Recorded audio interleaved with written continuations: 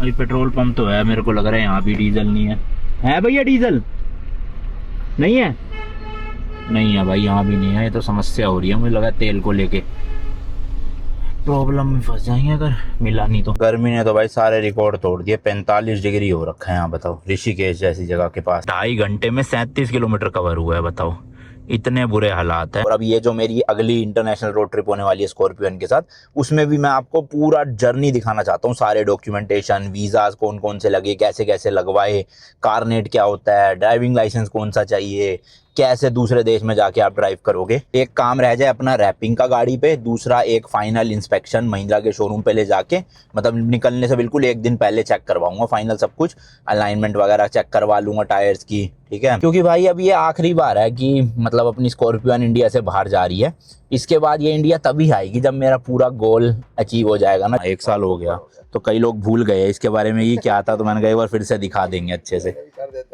चलो लो भाई, आ गया अपना सेटअप पूरा। लो जी, पीछे का सेटअप पूरा लग चुका है अपना। अब आगे के जो भी डंडे वगैरह वो लगा के बेड को पूरा खोल के दिखाता हूँ आपको।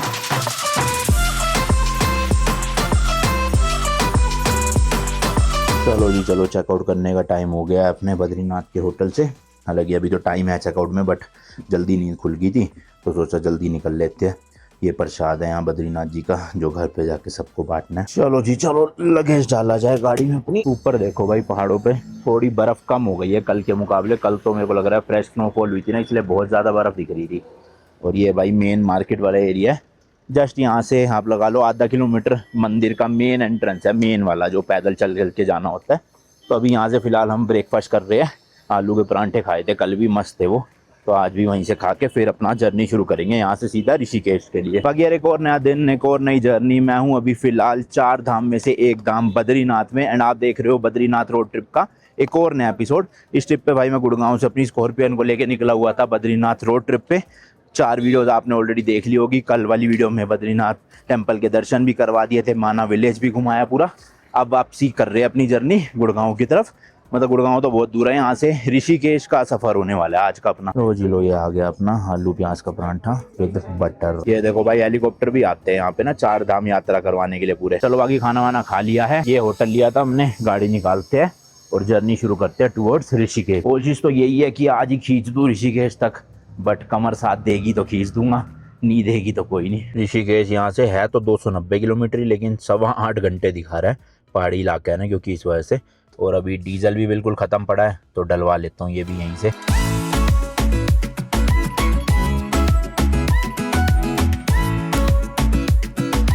पता नहीं किस चीज़ का जाम लगा हुआ है, सारी गाड़ियाँ लाइन से खड़ी है।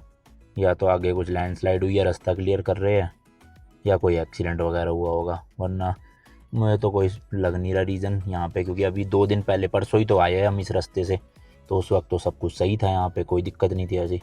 और इस पे भी देखो दिखा रहा है नीला, लेकिन यहाँ पूरा का पूरा जाम है।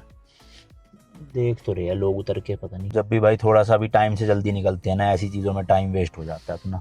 सोच रहे थे कि आज थोड़ा ज़्यादा दिन का समय मिल जाएगा, ऊपर से फ्यूल भी नहीं है, वहाँ वाले पेट्रोल पंप में था नहीं, तो अब मैंने कहा अगले वाले में ही करेंगे फिर। चल पड़े जी, चल पड़े। चलो शुक्र है भाई, रोड का काम चल रहा है इसलिए ना एक एक करके ट्रैफिक छोड़ रहे हैं। तो पहले सामने वाला ट्रैफिक छोड़ा, अब हमें छोड़ा। तो ये थोड़ा सा पतला एरिया है ना, इसको चौड़ा करने की तैयारी चल तो रही है, पर वो यह धीरे धीरे करके ही करेंगे। और देखो रोक दिया ना आगे से।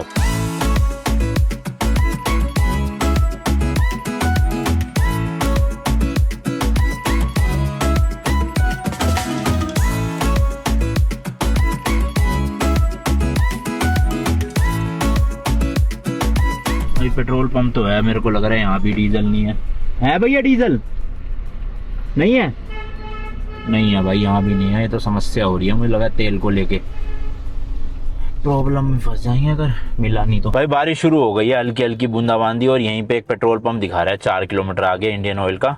होपफुली उनके पास डीजल हो। वैसे तो ये जोशीमठ काफ़ी बड़ा शहर है, तो फ्यूल तो मिल जाना चाहिए। ऐसा तो नहीं होगा कि फ्यूल ही ना हो यहाँ पे, बट कोई भरोसा नहीं भाई। पिछले 2 पेट्रोल पंप से तो मिल ही नहीं रहा। मिल ही गया भाई फाइनली जोशीमठ वाले फ्यूल स्टेशन में डीजल फुल। डीजल की शॉर्टेज चल रही है ना मेरे ख्याल। अभी अभी दिया फुल, और किसी को दिया नहीं। वही पीछे से मिल ही नहीं रहा कहीं पे भी। नीचे वाले को मना करे ज्यादा। हाँ, मेरा तो बिल्कुल खाली पड़ा है। रेट क्या 89? बाकी रेट चल रहा है भाई 89.62 यहाँ पर डीजल का। और पेट्रोल का क्या चल रहा है? खत्म है? अच्छा है ही नहीं, डीजल ही है यहाँ। ठीक है। चलो शुक्र है भाई मिल गया फुल टैंक। अब यहाँ से ऋषिकेश तक तो एटलीस्ट अपने को भरवाने की जरूरत पड़ेगी नहीं, 250-260 किलोमीटर है, क्योंकि आराम से पहुँच जाएंगे।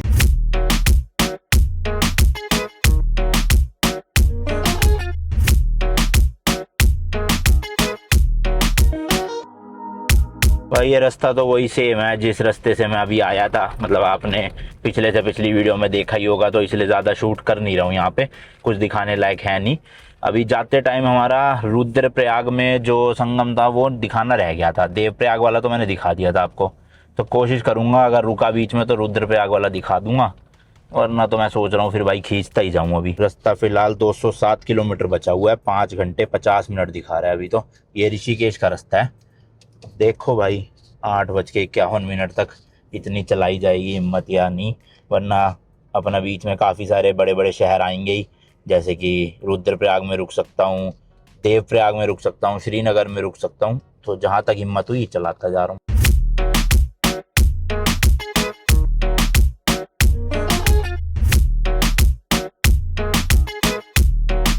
तो भाई रुद्रप्रयाग पहुंच चुके हैं। मतलब जब हम बद्रीनाथ की तरफ आ रहे थे तो एक दिन हमने पूरा रुद्रप्रयाग से बद्रीनाथ में निकाल दिया था, लेकिन अभी फ़िलहाल 5:40 हो रहे हैं और अभी हिम्मत भी है बॉडी में, तो मेरे को लग रहा है 1-1.5 घंटा और चला सकता हूँ। तो देखते हैं यहाँ से श्रीनगर खींचते या थोड़ी और हिम्मत बची तो फिर सीधा देवप्रयाग ही, क्योंकि आज देवप्रयाग खींच लिया तो कल फिर बहुत छोटा डिस्टेंस रह जाएगा और आराम से कवर कर सकते हैं हम। The next morning. भाई इसी रोड पे आगे 4-5 मिनट दूर देवप्रयाग आ जाएगा रात को, बस इतनी हिम्मत हो पाई, तो इसलिए यहीं पे होटल पे रुक गए। राम भज करके होटल है, ये नया नया ही खुला हुआ। रूम दिखाता हूँ इसका। ये था भाई रूम, ऑलमोस्ट नया सा बना है होटल, अभी लग रहा है कुछ ही 1-2 महीने हुए होंगे। अच्छा था 2500 रुपये के हिसाब से ना, डबल बेड लगा हुआ है, वार्डरोब है, ये AC वाला है ये, और उधर बाथरूम है। जो नॉन AC था वो 2000 रुपये का था। तो अभी यहाँ से लोकेशन लगाई है हमने, नीलकंठ महादेव टेम्पल है एक ऋषिकेश के पास में ही, 83 किलोमीटर है, 3 घंटे दिखा रहा है भाई 83 किलोमीटर के लिए, बताओ। उसके बाद भाई ऋषिकेश से अपना गुड़गांव अगर मैं देहरादून एक्सप्रेस वे लेता हूँ तो मेरे ख्याल से 4-4.5 घंटे लगेंगे, और अगर हरिद्वार मेरठ वाला लेता हूँ तो 6-6.5-7 घंटे भी लग सकते हैं।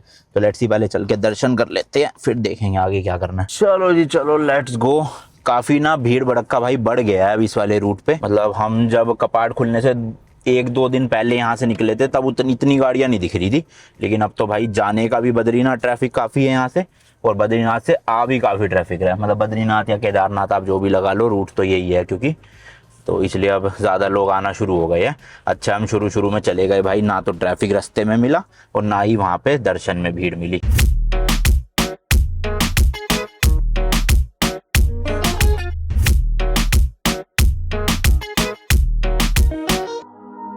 तो जी अब 19 किलोमीटर बचा है, अभी भी 19 किलोमीटर के लिए 1.5 घंटा। मतलब क्या ही लेवल का ट्रैफिक होगा कि 19 किलोमीटर के लिए 1.5 घंटा।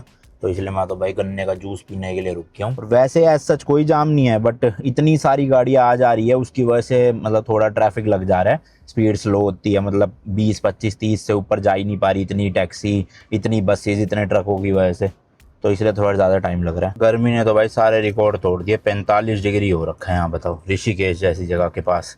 अब ये गुड़गांव में आज क्या हालत हो रही होगी पता नहीं भाई, यहीं पे 45 है। ओए होए, AC भी बिल्कुल लो पे है, लेकिन वो कूलिंग नहीं कर पा रहा भाई। ऑब्वियसली बाहर 45 डिग्री सेल्सियस, तो कहाँ से ही कूलिंग करेगा। और देखो जाम इतना होता नहीं है, ये ज़बरदस्ती लोग लाइन तोड़ तोड़ के रॉन्ग वे चले जाते हैं, देख रहे हो सारे, इन्हीं की वजह से आगे जाम लगेगा। अब ये ज़बरदस्ती घुसेंगे इधर, हमारी स्पीड भी स्लो होगी। जब भाई सब वेट कर रहे हैं चैन से एक लाइन में, तुम भी कर लो, क्यों ज़बरदस्ती लाइन तोड़ के आगे निकलने की आग होती है सबको। ये देखना भाई 3-3 लाइनें बन गई। मतलब हम तो अपनी लाइन में सही चल रहे हैं, एक भाई साहब लेफ्ट से भी ले आए घुसा के, राइट वाले तो जा ही रहे हैं तोड़ तोड़ के, समझ ही नहीं आ रहा क्या है। और इसका तो भाई AC बिल्कुल ही बंद हो गया, ठंडी हवा ही नहीं आ रही, बस सिर्फ हवा फेंक रहा है ये।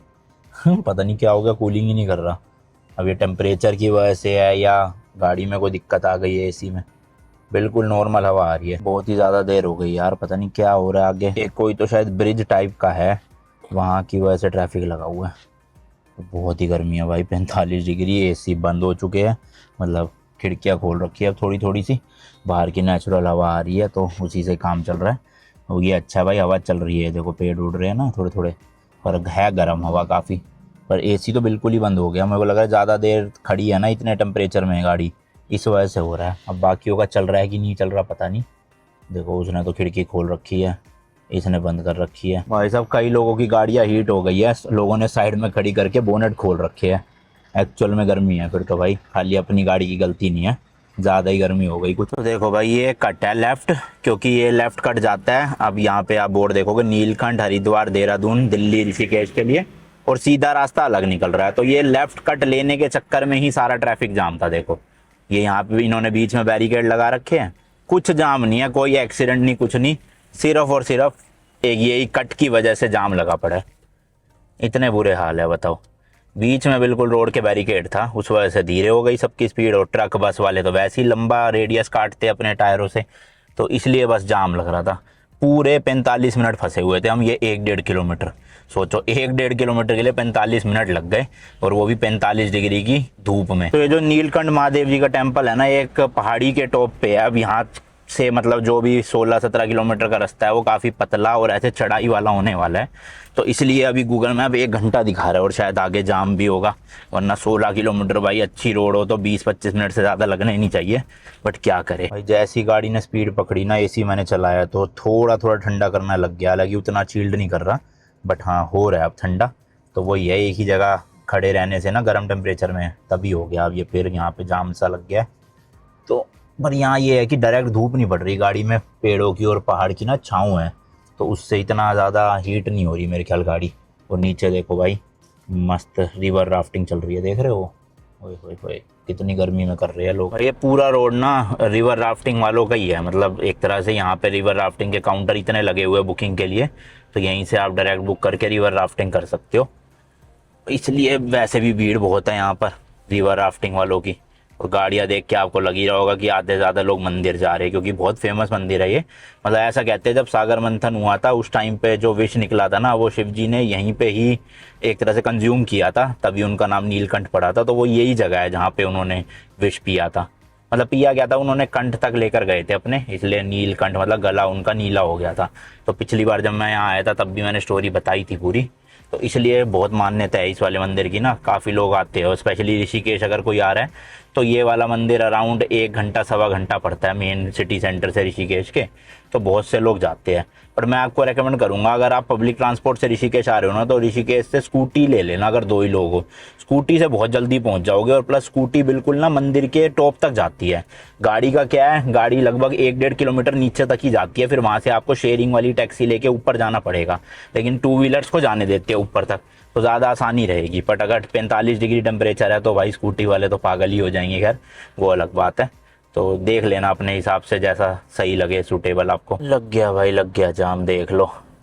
एक साथ 2 गाड़ियां निकलना बहुत मुश्किल है, इतनी पतली सड़क है। लो जी लो भाई, पहुंच गया पार्किंग वाले एरिया में। तो आज भी वही है, गाड़ी आगे ले जाने नहीं दे रहे, सिर्फ जो टैक्सी जाती है शेयरिंग वही जाने दे रहे हैं। और ये राइट साइड में मुड़ के पार्किंग है। अरे भैया सेंट्रो वाले क्या कर रहे हो, ठोक मत देना पीछे।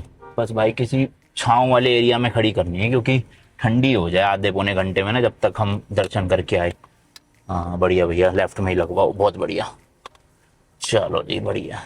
आगे कह रहे हैं छाँव में ही, आगे लगाता हूँ यहाँ पे पार, वो छाँव थोड़ी सी। चलो जी बढ़िया, पार्किंग मिल गई। भाई इसका फैन इतनी तेज घूम रहा है ना, क्या बताऊँ, बहुत तेज आवाज़ आ रही है, गर्म हो रखी है क्योंकि गाड़ी पूरी। चलो भाई रेस्ट करो तुम भी थोड़ी देर, मंदिर में लाइन ना हो भाई, बस गर्मी में इतनी। वो खड़ी है भाई शेयरिंग वाली टैक्सी, 15 रुपये पर सवारी लेते हैं।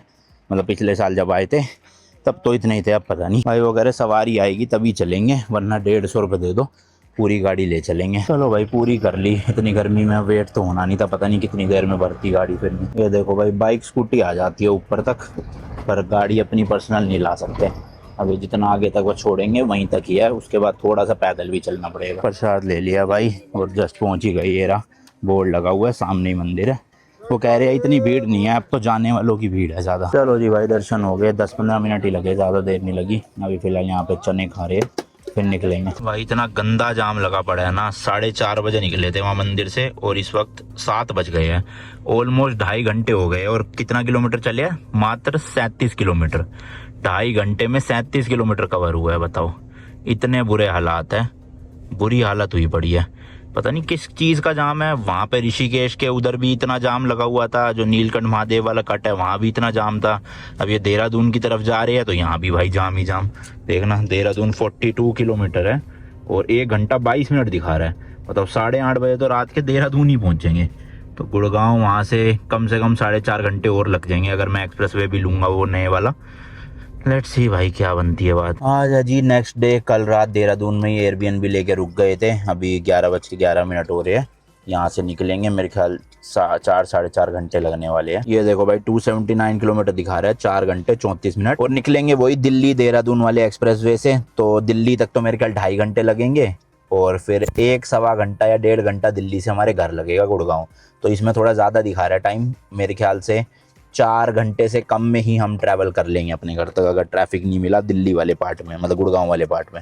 एक्सप्रेस वे पे तो क्या ही ट्रैफिक मिलेगा। सबसे पहले तो भाई फ्यूल अप करवा लेते हैं, क्योंकि एक बार एक्सप्रेस वे पे चढ़ गए उसके बाद भाई फिर लगभग 200-250 किलोमीटर तक कुछ नहीं है वहाँ पर।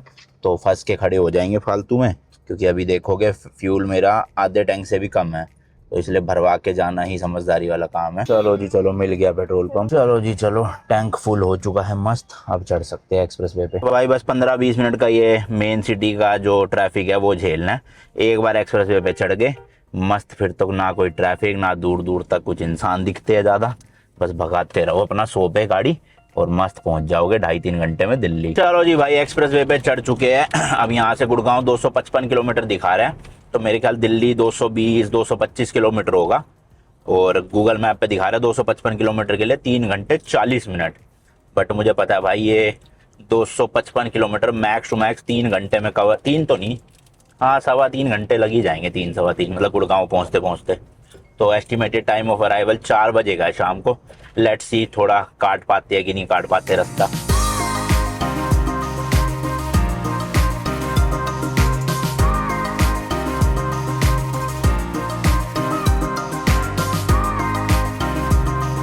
चलो जी, जो देहरादून वाला एक्सप्रेस वे है वो यहाँ से ख़त्म हो गया है। अब हमें ईस्टर्न फेरीफेलर जो अपना एक्सप्रेस वे है उस पर चढ़ना है।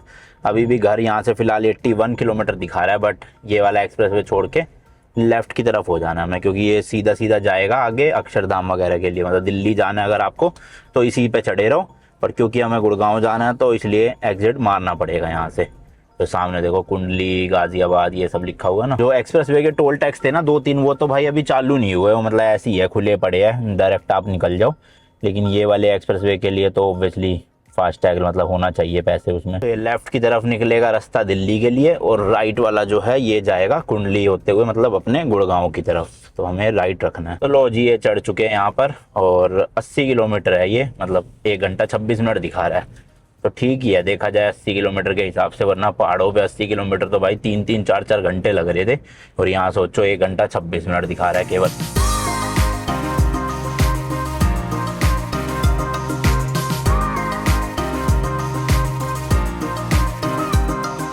चलो भाई गुड़गांव पहुंच गए फाइनली। बस 6-7 किलोमीटर अब यहाँ से अपना घर रह रहा है। और भाई जो 4 बजे का टाइम दिखा रहा था वो 3:21 पे ले आया हूँ मैं। ये देखो अभी हालांकि 3:06 ही हुए, लगभग 15 मिनट का रास्ता और बचा हुआ है। तो एक बार रुका था बस बीच में सुसु ब्रेक के लिए एक्सप्रेस वे पे ही, उसके अलावा तो भाई डायरेक्ट ही खींची है। तो आज भी आप लगा लो मोटा मोटा 200 किलोमीटर के आसपास एक्सप्रेस वे का जो रास्ता है ना, वो मैंने 2 घंटे में ही कंप्लीट कर दिया। जाते वक्त भी ऐसी था 180 किलोमीटर 2 घंटे में, आज बिना रुके 200 किलोमीटर 2 घंटे में। तो बहुत सही एक्सप्रेस वे बन गया भाई दिल्ली से देहरादून जाने के लिए या देहरादून से दिल्ली आने के लिए। बस जो दिल्ली से गुड़गांव वाला पार्ट है वो थोड़ा सा ट्रैफिक रहता है, जैसे अभी मेन गुड़गांव में फंसा हुआ हूँ मैं ट्रैफिक में, वैसे रास्ता भाई 1 नंबर का है। और अब भाई इंटरनेशनल रोड ट्रिप से पहले भी गाड़ी की अच्छे से ना टेस्टिंग हो गई है कि हाँ इसमें कोई दिक्कत तो नहीं है, क्योंकि मुझे लगा कि एक बार 1,500-2 हज़ार किलोमीटर की ड्राइव करने के बाद पता चल ही जाएगा भाई कि दिक्कत होगी, तो चलो सर्विस सेंटर से रिजोल्व करवा लेंगे। बट गाड़ी ने बिल्कुल बढ़िया साथ दिया। लगभग 1350 किलोमीटर की ट्रिप रही है आना जाना, तो अच्छा रिस्पॉन्स था। प्लस भाई इंटरनेशनल ले जाने से पहले इस गाड़ी को हम बद्रीनाथ दर्शन भी करे खुद भी, और गाड़ी को भी ले गए वहाँ तक। ताकि अपनी ट्रिप जो है वो अच्छे से सक्सेसफुली एग्जीक्यूट भी हो सके और कंप्लीट भी हो सके। बाकी अपने जो पुराने सब्सक्राइबर हैं उनको याद होगा कि मैंने अपनी स्कॉर्पियो की जो लास्ट रो है ना भाई, वो पूरी निकलवा के एक यहाँ पे किचन सेटअप, बेड सेटअप बनवा लिया था। 6 फुट लंबा बेड बन गया था, 6 बाय 3.5 का लगभग। तो वो अभी इस वक्त यहाँ पर नहीं है, ये डंडे वंडे है उसके आगे सेट करने के। बट ये वाला सेटअप जो है ना मैंने निकाल के दे रखा था, उसमें कुछ रिपेयर और मुझे एक लॉक लगवाना था, तो वो काम हो चुका है। बद्रीनाथ जाने से पहले मैं दे आया था द्वारका में, जिनसे मैंने लगवाया था ट्रिपल एडवेंचर, तो उनका फोन आ चुका है कि रेडी है, आ जाओ लगवाने के लिए। वैसे तो भाई अभी अपनी रोड ट्रिप शुरू होने में थोड़ा सा टाइम है, क्योंकि मुझे अभी 1-2 ट्रिप और मारनी है, मतलब इस वाली गाड़ी को ले जाने से पहले। तो बट मैं सोच रहा हूँ कि यार ये सब काम छोटे मोटे जब भी मैं इंडिया आऊँ तो करवा के ही निकलूँ, ताकि फिर ना एट दी एंड मतलब एकदम से सर पे बर्डन ना आ जाए इंटरनेशनल रोड ट्रिप के टाइम पे कि सब कुछ ही उसी वक्त करवाना है। इसलिए मैंने सारी गाड़ी की मॉडिफिकेशन हो गई, ठीक है, और ये अब जो सामान सही वही करवाने थे ये सब अभी करवा लिए, ताकि बाद में सिर्फ एक काम रह जाए अपना रैपिंग का गाड़ी पे, दूसरा एक फाइनल इंस्पेक्शन महिंद्रा के शोरूम पे ले जाके, मतलब निकलने से बिल्कुल एक दिन पहले चेक करवाऊंगा फाइनल सब कुछ, अलाइनमेंट वगैरह चेक करवा लूँगा टायर्स की, ठीक है, और इसके अलावा स्पेयर पार्ट्स रख लूँगा सारे। देन ज़्यादा काम बचेगा नहीं, फटाफट से अपना ट्रिप पे निकल लेंगे फ्लैग ऑफ इवेंट करके। तो इसलिए मैं सोच रहा हूँ ये जितने भी बाकी के बचे हुए काम है ना, छुटमुट मतलब छोटे कुछ बड़े भी, वो सब अभी करवाता चलूँ और फिर बाद में आराम से ट्रिप के लिए निकले। तो थोड़ा सा आपको अभी वेट करना पड़ेगा भाई उस मतलब वर्ल्ड रोड ट्रिप से पहले। उससे पहले आपको और कुछ बढ़िया बढ़िया इंटरनेशनल वीडियोस और कुछ इंडिया की भी वीडियोस मिलने वाली है, जो मतलब नेक्स्ट ही वीडियो में आपको पता चल जाएगा। मैं वैसे तो प्लान कर रहा था इसको ले जाने से पहले ना बाहर एक बार इसकी विंडशील्ड भी चेंज करवा दूं, क्योंकि कई जगह पे ना छोटे छोटे स्क्रैचेस से आए पड़े हैं। मतलब ऑब्वियसली भाई अब देखो 52,654 किलोमीटर चल चुकी है गाड़ी, तो इस रीज़न की वजह से थोड़ा सा वियर एंड टीयर तो होता ही है विंडशील्ड में, वाइपर की वजह से और नॉर्मल डस्ट पार्टिकल्स पत्थर उड़ के आती है जो। तो आप बताना कमेंट सेक्शन में सही है कि नहीं है मेरा आइडिया विंडशील्ड चेंज करवाने का, क्योंकि ऐसा सच मेजर कोई क्रैक व्रैक नहीं है, बस स्क्रैचेस और थोड़ा घिस सी गई है, इसलिए मैं सोच रहा था। तो बताना कमेंट्स में, जैसे लोग कहेंगे उस हिसाब से कर देंगे। अच्छा, बद्रीनाथ ट्रिप का जो फर्स्ट एपिसोड था उसमें मैंने स्पेसर बदलते हुए दिखाए थे, मतलब स्पेसर लगवाते हुए दिखाया था गाड़ी में 35mm के CSR रेसिंग के। तो काफ़ी लोगों के कमेंट आए अनमोल भाई स्पेसर मत लगाओ, मतलब टूट जाते हैं ये, इतने ज़्यादा मतलब चलते नहीं है और थोड़ा रिस्की हो जाता है। बट जिनसे मैंने लिया CSR रेसिंग, मतलब उन्होंने अपने ये स्पेसर ना कई स्कॉर्पियन में दिए हुए ऑलरेडी, और वो स्कॉर्पियन 50-50 हज़ार 60-60 हज़ार किलोमीटर चल चुकी है स्पेसर के लगने के बाद, और कोई भी ऐसी दिक्कत नहीं आई है। तो उन्होंने मुझे ऐसे भरोसा दिलवाया है कि कोई भी दिक्कत नहीं आएगी। और वैसे मैं 2 एक्स्ट्रा स्पेसर भी कैरी कर रहा हूँ, इन केस कभी खुदा ना खास्ता टूटता है स्पेसर, तो वहाँ पे मैं मतलब दूसरे देश में मुंह ना देखता रह जाऊँ, मेरे पास एक्स्ट्रा स्पेयर पार्ट की तरह पड़ा हो। तो वो मैं 2 कुरियर करवा लूँगा उनसे, मोहाली में है शायद से उनका, मैंने लगवाए तो करनाल जाके थे। तो अब उन्होंने तो कहा है कि कोई दिक्कत नहीं आएगी, बाकी तो भाई देखो होने को तो कभी भी कुछ भी हो सकता है भगवान भरोसे। तो अभी तो फ़िलहाल लगवा लिए, मुझे लगेगा इन फ्यूचर की दिक्कत है, क्रैक आ गया या टूट गया, तो मैं आपको वीडियो के ज़रिए बता दूंगा। और अगर अच्छे से हम ये सारे ट्रिप करके आ गए तो भी आपको बता दूंगा कि भाई कोई दिक्कत नहीं आई, बढ़िया स्पेसर ने 50-60 हज़ार किलोमीटर अपनी गाड़ी आराम से चलवा दी। मुझे इसलिए ना भाई ये सब छोटी छोटी डिटेल्स भी वीडियो में बताना अच्छा लगता है, मतलब गाड़ी की मॉडिफिकेशन हो गई, वीज़ाज़ की वीडियो हो गई, डॉक्यूमेंटेशन की वीडियो हो गई, क्योंकि कई लोगों को इससे इन्फॉर्मेशन मिलती भी है और कई लोग मुझे भी इन्फॉर्मेशन दे देते हैं कमेंट सेक्शन में, जैसे जो चीज़ों का मुझे ज़्यादा नॉलेज नहीं होती लोग बता देते हैं उन चीज़ों के बारे में। तो मतलब गिव एंड टेक वाला रिलेशनशिप है इन चीज़ों में, कि हाँ मैं दूसरों की भी हेल्प कर रहा हूँ और कई लोग मेरी भी हेल्प कर देते हैं। तो इसलिए मैं खाली ये नहीं करना चाहता भाई कि एक दिन बस सीधा मैंने वीडियो बनाई कि जी मैं निकल रहा हूँ ट्रिप के लिए और मैं सीधा मतलब घूमने चला गया। मैं पूरी जर्नी दिखाना चाहता हूँ। लंदन ट्रिप में भी मैंने यही किया, ऑस्ट्रेलिया ट्रिप पे भी यही किया, और अब ये जो मेरी अगली इंटरनेशनल रोड ट्रिप होने वाली है स्कॉर्पियन के साथ, उसमें भी मैं आपको पूरा जर्नी दिखाना चाहता हूँ। सारे डॉक्यूमेंटेशन, वीज़ाज़ कौन कौन से लगे, कैसे कैसे लगवाए, कारनेट क्या होता है, ड्राइविंग लाइसेंस कौन सा चाहिए, कैसे दूसरे देश में जाके आप ड्राइव करोगे।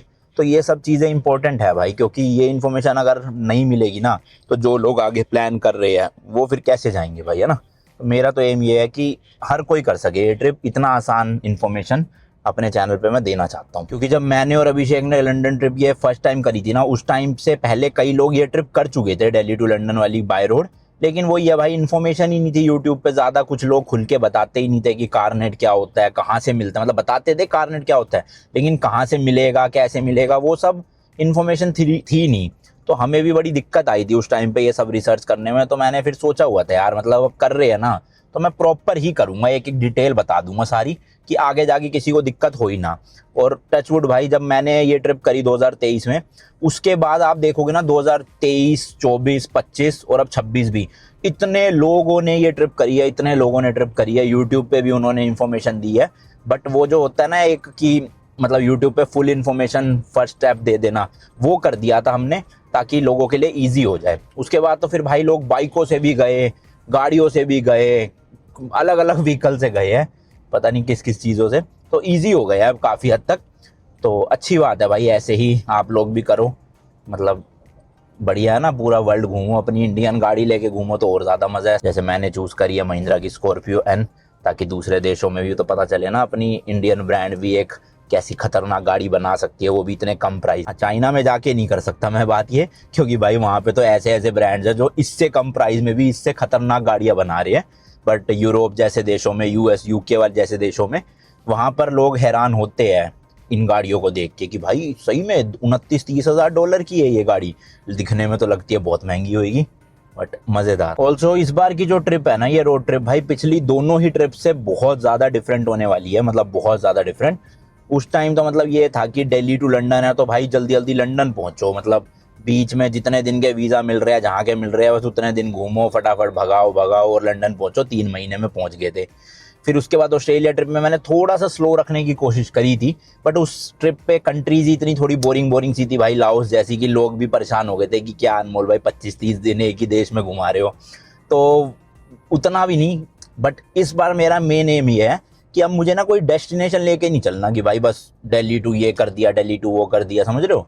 मुझे क्या है, ये पूरी जर्नी अपने आप को भी एक्सपीरियंस करनी है और आपको भी करवानी है, जिसमें मल्टीपल बहुत सारी कंट्रीज आएगी और डिटेल में कंट्रीज को कवर करेंगे। खाली ये नहीं कि एक एक सिटी करी और भग लिए, अगले देश के लिए भग लिए, सिटी एक्सप्लोर ही नहीं करी, कंट्री एक्सप्लोर ही नहीं करी। यूरोप में बहुत हुआ था हमारे साथ, क्योंकि वीज़ा नहीं था हमारे पास। पिछली बार करा था 72 डेज़ के लिए अप्लाई, दिया 30 दिन का वीज़ा। अब भागम दौड़ में सारी कंट्रीज करनी पड़ी, लेकिन इस बार नहीं भाई, भले ही वीज़ा छोटा मिले मैं फिर से अप्लाई करूंगा वीज़ा, बड़ा वीज़ा लूंगा, लेकिन करूंगा डिटेल में कवर। क्योंकि भाई अब ये आखिरी बार है कि मतलब अपनी स्कॉर्पियो इंडिया से बाहर जा रही है। इसके बाद ये इंडिया तभी आएगी जब मेरा पूरा गोल अचीव हो जाएगा ना, जो भी सपना है वो तो डिटेल में खैर उसी वक्त बताऊंगा, कहाँ जा रहा हूँ, क्या क्या कंट्रीज कवर करने वाले हैं, कैसे कैसे करने वाले हैं। तो वो सब बाद की बात है, अभी थोड़ा सा वेट कर लो कुछ दिन और, उसके बाद अच्छे से समझाऊंगा। बट ये है कि भाई अब इस बार लेकर जाऊंगा गाड़ी तो लंबा ही ले जा रहा हूँ, ताकि आराम से अपना पूरा सपना पूरा करके ही गाड़ी इंडिया में आए। क्योंकि शिपिंग में इतना पैसा लग रहा है भाई, 5-5, 6-6 लाख रुपए की शिपिंग हो रही है। बताओ, गाड़ी है मेरी 28 लाख रुपए की, मैं आज तक शिपिंग में ही कम से कम 18-19 लाख से ज़्यादा दे चुका हूँ इसकी। चाहे वो लंदन ट्रिप में कंबाइन मिला लो, ईरान भेजने में, लंदन से इंडिया भेजने में, या फिर ऑस्ट्रेलिया ट्रिप में देख लो भाई, वहाँ पर भी अपना मलेशिया से इंडिया लाने में इतने पैसे लग गए थे। तो कितने पैसे तो मैं खर्च चुका हूँ, जितने की मतलब गाड़ी हो जाएगी ये पूरी इस ट्रिप के बाद, मुझे ऐसा लग रहा है। तो मैं शिपिंग में ज़्यादा पैसा वेस्ट करना नहीं चाहता। अब एक बार निकलेंगे तो भाई लंबा ही खींच के आएंगे अच्छे से सब कवर करके। और बस आने वाला है द्वारका में, 6 किलोमीटर रह गया, 9 मिनट का रास्ता। एक तो भाई ये टोल बड़ा महंगा है, दिल पे चुभता है ये टोल बार बार। हालांकि ये अच्छी बात है भाई, एम्बियंस मॉल वाले रोड जितनी यहाँ पे भीड़ नहीं मिलती, तो जल्दी पहुँच जाते हैं, थोड़ा सा एयरपोर्ट जाना हो या दिल्ली जाना हो। बट भाई बहुत महंगा है, मेरे ख्याल 220-30 रुपए के आसपास है शायद। पहले तो लोग यूज़ नहीं करते थे, अब देखो भाई अच्छे खासा ट्रैफिक रहता है यहाँ पे गाड़ियों का। होपफुली भाई फास्टैग में पैसे हो, हाँ है, क्योंकि बद्रीनाथ से आते वक्त ही रिचार्ज करवाया था मैंने। लो जी लो पहुँच गए हैं। कैसे हो भैया? अनमोल, कांग्रेचुलेशन भाई। अच्छा धन्यवाद जी। भैया को अब पता चल रहा है। सही है, हो गया अपना काम वो बस, हाँ वो सारा हो गया, बस फिट करना बाकी है। चलो ठीक है, फिट करते हैं। ठीक है। तो अभी आपको भी ना एक बार वापस से भाई पूरा करके दिखाएंगे फिटिंग, क्योंकि बहुत टाइम हो गया, मेरे ख्याल कितने 7-8 महीने से तो ऊपर हो गए लगवाए हुए। 1 साल हो गया, हाँ 1 साल हो गया। तो कई लोग भूल गए इसके बारे में ये क्या था, तो मैंने कहा एक बार फिर से दिखा देंगे अच्छे से। चलो लो भाई आ गया अपना सेटअप पूरा। तो मेन तो सबसे पहले एक ये हैंडल है, हैंडल लगवाया है। दूसरा ये जो आप चाबी देख रहे हो ना, ये पहले नहीं था और ये मेरे को ज़रूरी था बहुत, क्योंकि भाई प्रॉब्लम क्या होती थी ना, जैसे कभी कहीं पे वॉशिंग के लिए गाड़ी दी और इसके अंदर सामान इतना होता था तो मैं निकालना नहीं चाहता था। मैं ये चाहता था कि लॉक हो जाए ये सिस्टम, और ताकि मैं चिंता फ्री अपना कहीं पे भी वॉशिंग के लिए दे सकूं या शिपिंग के दौरान भी लॉक करके दे सकूं। तो अब ये लॉक लग गया, बहुत सही जुगाड़ हो गया। लो जी लो भाई, बक्सा आ गया है। मेन जिस पत्ती पे टिकेगा वो अच्छे से कस दी गई है, ये बस इसको और लगा देते हैं। तो एक तरह से सर्विसिंग हो गई अपने पूरे इस बेड की और किचन की, प्लस लॉक एक्स्ट्रा लग गया। खोल थोड़ा सा खुलेगा बस, और नहीं। ये देखो भाई, तो इनका डिज़ाइन ही भाई इस तरह से है कि नीचे का जो अनइवन सरफेस है ना स्कॉर्पियो का सीट हटाने के बाद, वो उस पर ये एक तरह से पत्ती लगा के उठा दिया इसको प्लेटफॉर्म को, ताकि ये उबड़ खाबड़ ना हो या ऐसे ढलान वलान ना बने, बिल्कुल स्ट्रेट रहता है और हिलता भी नहीं है, बिल्कुल टाइट रहेगा। तो मतलब पूरी R&D करके बनाई हुई है इन्होंने, तो इसलिए आप अपनी गाड़ी के लिए भी करवा सकते हो। मतलब हर गाड़ी का ऑलमोस्ट कर ही देते हैं ये, स्कॉर्पियो का भी, जैसे ये किया आई हुई है शायद इसके लिए भी हो रहा है। तो ऐसे ही मस्त है भाई। किचन सेटअप भी पूरा अपना, जर्नी के दौरान कुकिंग शुकिंग करनी हो और रात को होटल ना मिले या कहीं बहुत ही महंगा मिले, अपना सीट पूरी करके 6 फुट का बेड बन जाता है आराम से। 2 लोग तो बड़े आराम से सो सकते हैं इसमें। तो ये देखो डिज़ाइनिंग ही इस तरह से है कि ये जो नीचे है ना और फिर वो ऊपर है प्लेटफॉर्म, उसको ये पूरा कंपनसेट करके बिल्कुल देखो अब हिलेगा नहीं है, बिल्कुल फ्लैट है। लो जी, पीछे का सेटअप पूरा लग चुका है अपना। अब आगे के जो भी डंडे वगैरह वो लगा के बेड को पूरा खोल के दिखाता हूँ आपको कि किस तरह से लगभग 6 फुट बाय 4 फुट का बेड सेटअप बन जाता है। और स्कॉर्पियो ऊंची होने की वजह से भाई यहाँ पे भी अच्छा खासा स्पेस आ जाता है। अभी ये भी खोल के दिखाएंगे अच्छे से। एक इधर और सोच रहा हूँ मैं, यहाँ हैंडल लग जाए, और क्योंकि अगर इसके ऊपर लगेज होता है ना तो ये उठ तो पाता नहीं है, फिर हाथ डालने की जगह ही नहीं है। अच्छा हाँ। अगर इसको खोलना हो खाली, यही है ना। अच्छा हाँ, यहाँ से कर सकते हैं। इसलिए मैग्नेट लगा रखे ना यहाँ पे। समझ गया, ठीक। चलो जी चलो, अभी तो जितना काम मैंने बोला था भैया ने सब कुछ कर दिया है। फिलहाल अभी खड़े खड़े ही 1-2 आइडियाज़ नए और आए हैं, जो अगली ट्रिप पे निकलने से पहले ना मैं एक बार गाड़ी को फिर से भेज के करवा लूँगा उस टाइम पे। तो 2-3 दिन के लिए छोड़ दूंगा, भैया बता रहे हो जाएगा, क्योंकि मैंने 1-2 एक्स्ट्रा चीज़ें बताई है जो अभी थोड़ा दिमाग में आ गई। बाकी भैया अभी कोई किसी को स्कॉर्पियो में इसी तरह का काम कराना हो, क्या प्राइस वगैरह चल रहा है? प्राइस यार वही था जो 1.5 साल पहले था। 45,000 में हमारी होती है 7 सीटर, ठीक है। और 5 सीटर होती है हमारी 40,000 में। 2 ही रेट है हमारे। अच्छा। और शुरू से वही चले आ रहे हैं, कुछ ऊपर नीचे हमने किया नहीं है। और गाड़ी कोई भी हो सब कर देते हो? कोई भी गाड़ी। अब तो हमने, आपने देखा होगा, हमने स्विफ्ट भी कर दी, हाईलैक्स अच्छा। भी कर दी, डस्टर भी कर दी। तो और स्विफ्ट में तो 5 सीटर वाला बनाना सेटअप, वो छोटा बनेगा थोड़ा। छोटा बनेगा, उसका हमने बड़ा भी बनाया है, पूरी कितना? सीट मॉडिफाई करके ना 6.25 फुट का बेड भी बनाया है। इससे ही बड़ा हाँ, अभी थोड़ा सही तरह था, पीछे गाड़ियाँ आ रही। और हमने कौन सी है वो, क्विड, हाँ। सबसे छोटी गाड़ी क्विड की है, 4 फुट का बेड जिसमें। अच्छा हाँ। हाँ, तो चलो। कोई नहीं यार, घूमने वालों के लिए डजन मैटर की गाड़ी का साइज क्या है, जिसने घूमना है ना सही बात, उसने घूमना है। बाकी मेन तो किचन सेटअप है कि जो सबसे ज्यादा यूज होता है मेरे हिसाब से, है ना। 10-10 दिन का घूमना हो गया कम से कम, तो बाहर 3-3 टाइम का खाना नहीं खा सकते, बिल्कुल चाहे जितना ही बढ़िया मिल जाए। चलो, बाकी अभी फिलहाल जो एड्रेस आप देख सकते हो, सेक्टर 24 द्वारका पड़ता है, है ना। धूलसिरस विलेज, हाँ। द्वारका, सेक्टर 24। और किसी को जैसे करवाना हो तो आने से पहले कॉल के पे अपॉइंटमेंट वगैरह करनी पड़ती है ना। एक्चुअली अभी थोड़ा हमारा वेटिंग चल रहा है, 20-1 दिन की वेटिंग है। अच्छा। तो आप अगर करवाना चाह रहे हो तो आप हमें बुक, स्लॉट बुक करना पड़ेगा, उस हिसाब से फिर हो जाएगा। लेकिन ठीक है, चलो ठीक है भैया, मिलते हैं। बाय बाय, जल्दी भेजते हैं। Best of luck, take Thank you care so much। जल्दी मिलते हैं। चलो जी चलो भाई, गाड़ी को लेकर चलते हैं। एक बार आना तो पड़ेगा ही फिर से, जैसे कि मैंने बताया। ठीक है भैया, ओके जी, बाय बाय। क्योंकि थोड़ा सा ना और क्रेजी बन जाएगा ये सेटअप, क्योंकि जब ये मैंने गाड़ी में लगवाया था 1 साल पहले की बात है, तो उस टाइम पे जितनी R&D हो चुकी थी उतना सेटअप बन गया था उस हिसाब से। बट अब और ज़्यादा R&D हो चुकी है, और ज़्यादा एडवांस हो चुका है। तो भैया कह रहे हैं इसको वैसा ही एडवांस कर देंगे। प्लस 1-2 इनपुट मैंने भी दिया है लॉक के रिगार्डिंग, कि चाबी वाला लॉक एक जगह और लग जाए तो मेरा सारा जितना भी छोटा मोटा सामान अंदर पड़ा रहता है ना गाड़ी में, वो हमेशा लॉक्ड रहेगा। तो चोरी वोरी का भी डर नहीं। यूरोप में आजकल बहुत चोरी हो रही है, गाड़ी के शीशे तोड़ के सामान ले जाते हैं। तो लोगों का कम से कम एक एक्स्ट्रा लेयर हो जाएगी, है ना, सिक्योरिटी की। बाकी चलो यार, फिलहाल इस वाली वीडियो के लिए इतना ही रखते हैं। आई होप आपको बद्रीनाथ सीरीज, मतलब रोड ट्रिप जो थी, पसंद आई होगी। प्लस दर्शन भी अच्छे से हो गए तो बढ़िया हो गया। अभी हम फिलहाल कल निकल जाएंगे अगली ट्रिप के लिए। उसके बाद इंटरनेशनल ट्रिप्स भी प्लान्ड है अपनी, फिर जाके अपना गाड़ी से निकलेंगे। ठीक है जी, till then good bye and as always, तीखे रास्तों पे नहीं पड़ना फीका। बाय।